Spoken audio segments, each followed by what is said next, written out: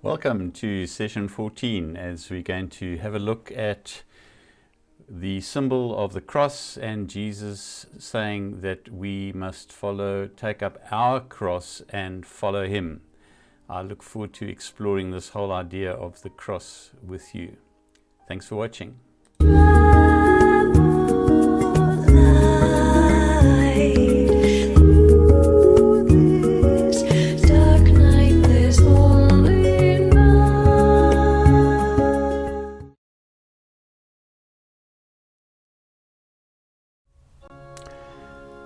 Matthew 16, from verse 21 to 28. From that time on, Jesus began to show his disciples that he must go to Jerusalem and undergo great suffering at the hands of the elders and chief priests and scribes, and be killed, and on the third day be raised. And Peter took him aside and began to rebuke him, saying, God forbid it, Lord, this must never happen to you. But he turned and said to Peter, Get behind me, Satan. You are a stumbling block to me, for you are setting your mind not on divine things, but on human things. Then Jesus told his disciples, If any of you want to become my followers, let them deny themselves and take up their cross and follow me. For those who want to save their life will lose it, and those who lose their life for my sake will find it. For what will it profit them if they gain the whole world, but forfeit their life? Or what will they give in return for their life?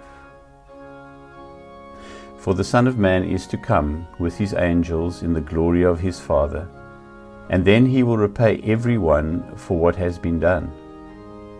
Truly I tell you, there are some standing here who will not taste death before they see the Son of Man coming in his kingdom. This is the word of the Lord. Thanks be to God.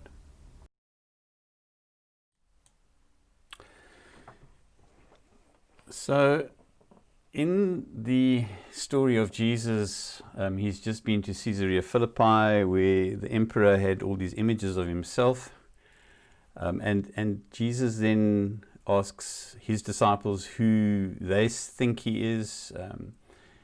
What do people say that he is? It's this whole issue around identity.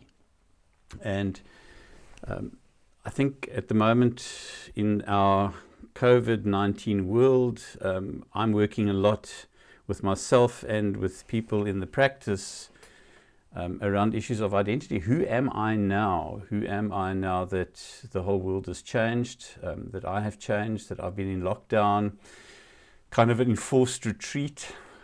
What does it mean? And so this morning I want to explore this whole idea of following Jesus, because Jesus, I think it's 19 times in the Gospel, says, follow me. Never once says worship me, and yet the church decided that it would be far easier to worship Jesus. Can you see again the projection outwards? Worship outwards rather than go inwards. And this is this whole theme that we've been following about. It's so much easier to project that which is unbearable within us in our own structures. The fact that I'm conscious of being myself, and in a sense, all the responsibility is mine. We want to project it outwards into gods of rocks and heavens and skies. And we did exactly the same with Jesus. We projected him outwards. It's easier to worship Jesus than to follow Jesus. But even the invitation to follow is an interesting one, and this is what I'm hoping to explore a little bit. But just as an identity question, I think there's a lovely story that comes out of the time when the Iron Curtain collapsed or went down in the Soviet Union. And the story goes, in this little village, of course there were floods of people coming into the now opened up Soviet Union. The Americans particular were very keen to to sell their politics, their products, all their consumer goods, their culture. And so the story goes that there was this little village where every evening in the community hall, people would gather from the village. Now you have to understand, these are people who have completely grown up in communism. They know nothing about the West. And night after night, there would be these presentations of various companies and brands that arrived, explaining all the wonderful things that were coming.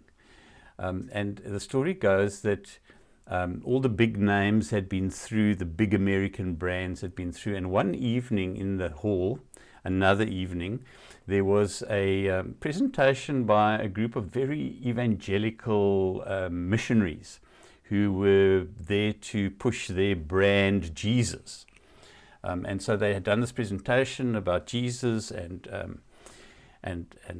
how people must give their life to Jesus. And at the end of the presentation, an old man stood up at the back of the hall, and he asked a question. He said, can you please tell me what is the difference between Jesus and Coca-Cola? He says, because in my hand here, I have a bottle that was given to me by some people earlier in the week from Coca-Cola. And here on this bottle, it says, Coke gives life. And you're now saying to me that Jesus gives life. Can you tell me, is there a difference, or what is the difference between Jesus and Coca-Cola?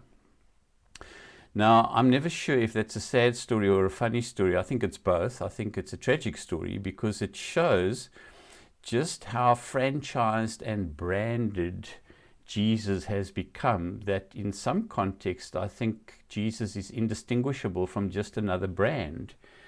Brand Jesus, I call it.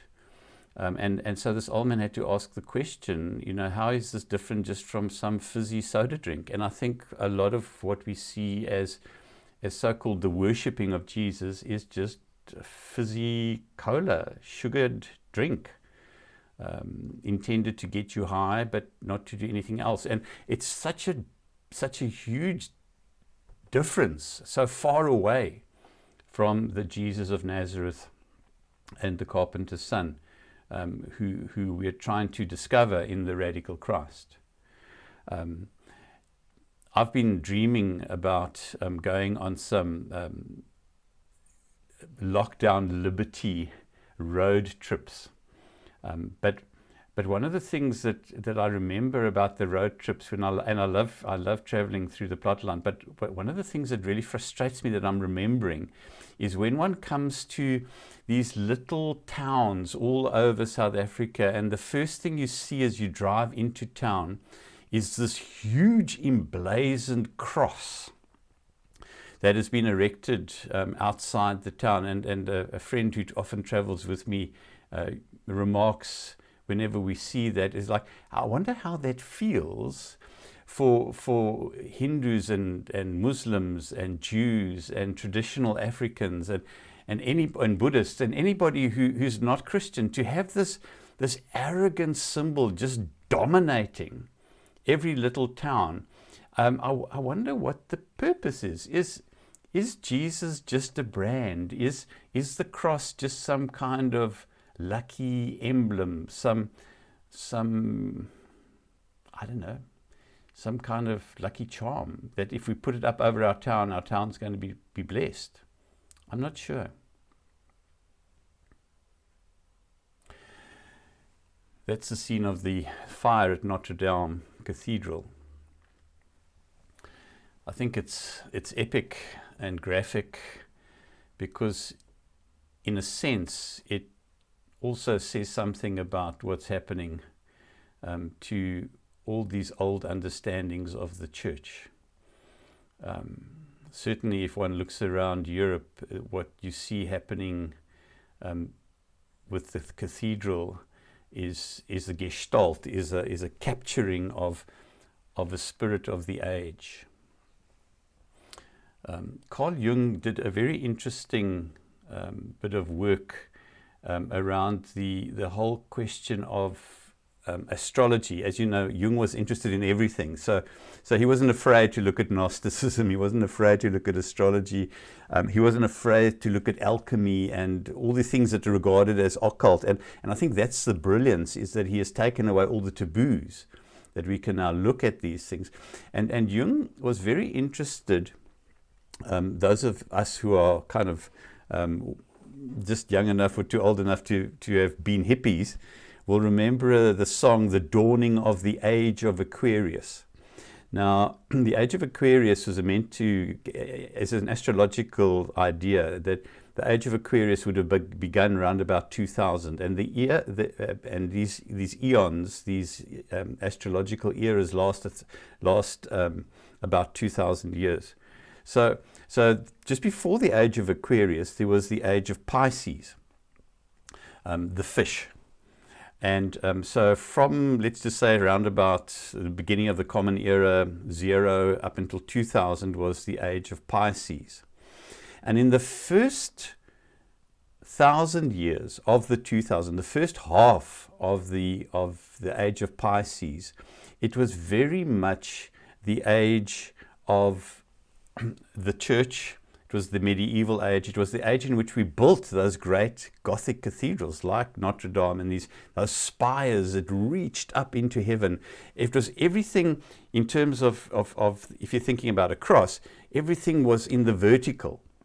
We were looking up into heaven. And God knows we had to, because our life expectancy was so short. With the plague and the Black Death, at some stage around about the time, around 1300, life expectancy had got down to 30. And so this life was seen as just like a preparation for the real life which was to come, because this life could be cut short so terribly. So the first 1,000 years of the Age of Pisces was this vertical axis, everything up into God, heavenly minded. All we were doing was getting ready for heaven. And then Jung points out very interestingly that in Pisces there are two fish. So you can't just have the one fish on the vertical, because in the second 1,000 years you have a very interesting thing happen with the development of the Enlightenment, the Renaissance, the opening up of science. We have that vertical axis flips over, and you have this horizontal line now coming into focus, where Nietzsche says, God is dead. No more vertical. God is dead, and we have killed God. And so now everything, from 1000 right up until our era today, is very much around humanism and us. And the whole idea of a vertical God axis has kind of fallen away. But can you see the cross? So you got the vertical fish, first 1,000 years, the second fish, the horizontal. And that brings me to the conversation that I want to talk about today, with this whole idea of the cross.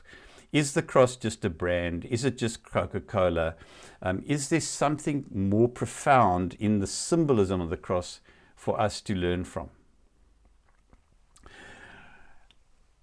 So in the passage that you heard read just now, there is in verse 24 this very interesting comment where Jesus says to his disciples, if anyone wants to come after me, let them deny themselves and take up the cross of him and follow me. And the highlighted section there of the Greek is arato ton stauron auto. Arato ton stauron auto. It sounds like some fancy sports car, a stauron auto, doesn't it? But I ask you to notice very carefully that Jesus is saying, if you want to come after me, you need to take up not my cross. You need to take up the cross of you. You need to take up your cross.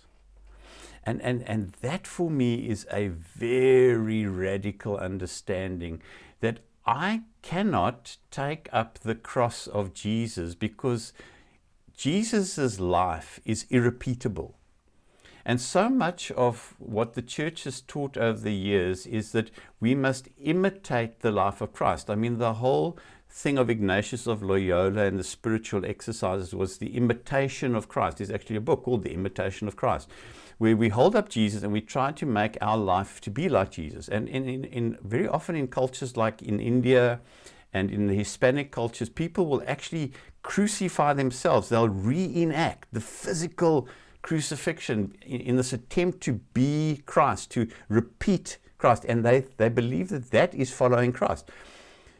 The point that comes out here, and that Jung has so cleverly underlined and lifted out for me, that I'm sharing with you, is that I cannot follow Jesus' destiny. Jesus had a unique destiny, and Jesus' life unfolded as he was obedient to the Spirit's call in him to be who he was. The whole oak tree grows out of the acorn seed. The whole peach tree grows out of the peach pip. You can't plant an avocado and get a pineapple. And so my life can't become Jesus' life, because there's 2,000 years of context difference. I'm not Hebrew. I'm not living in Israel. I'm not a carpenter's son. I'm a completely different person.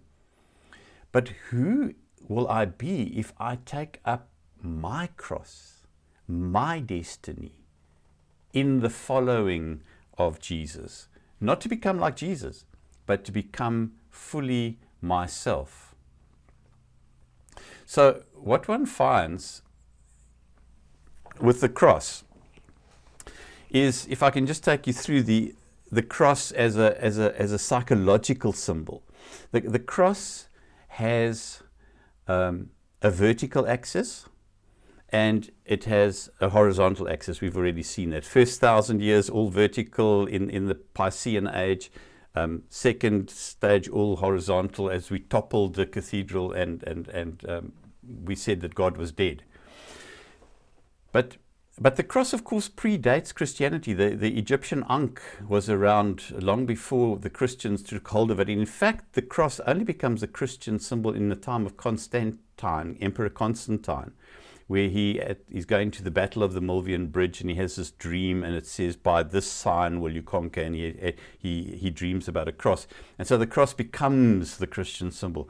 But it's a profound Christian symbol of integration that is far bigger than just the cross on which Jesus is crucified.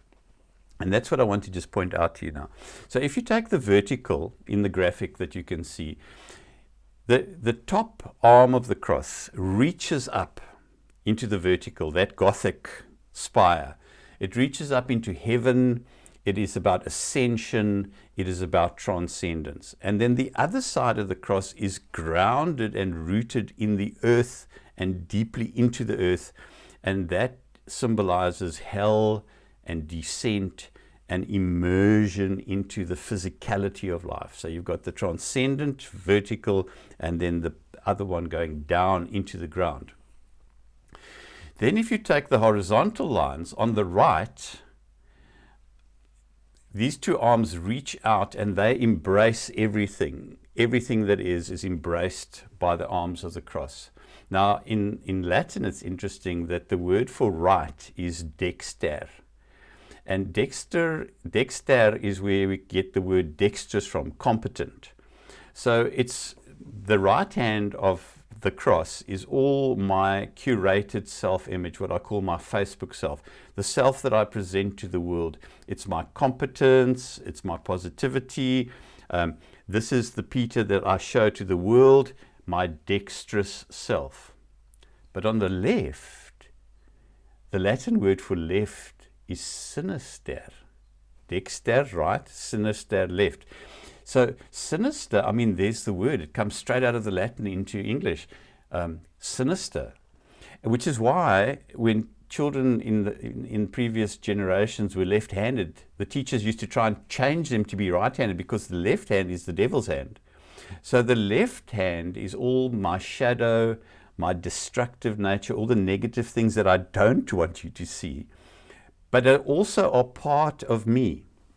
So there's the cross: ascension, descent, dexterous competence, sinister shadow.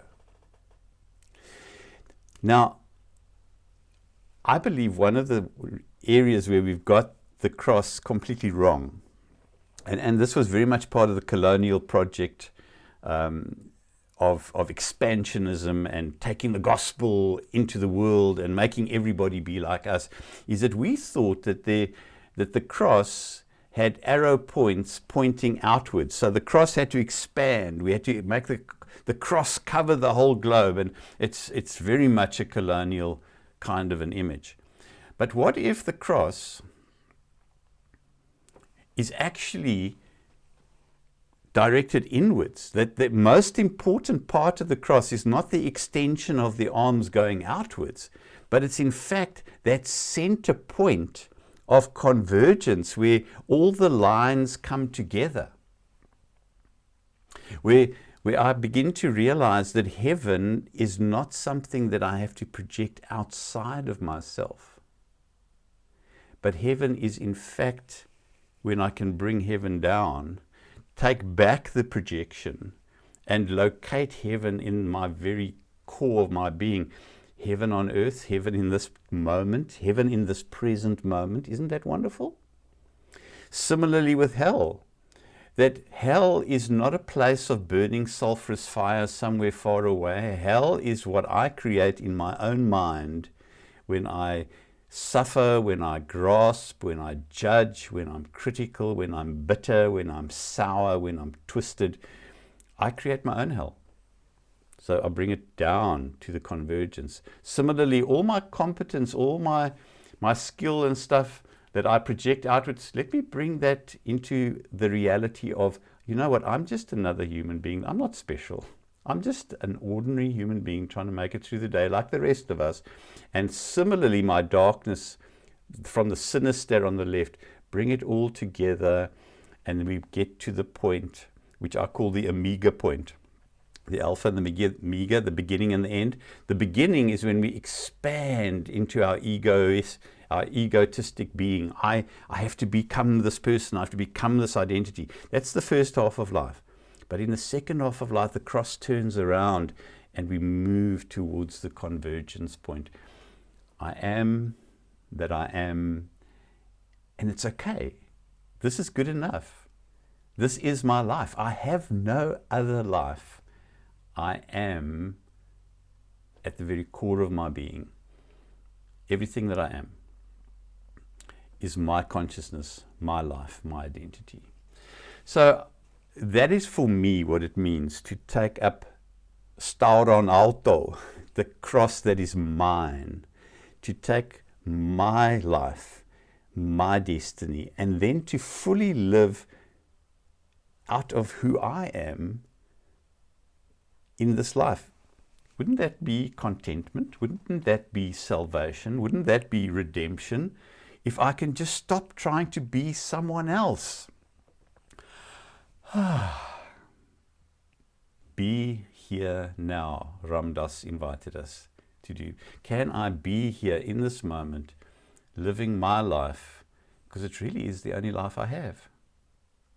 This is my purpose. This is my destiny. So, thank you very much for your attention, and it's been lovely to be with you. I will be later on publishing the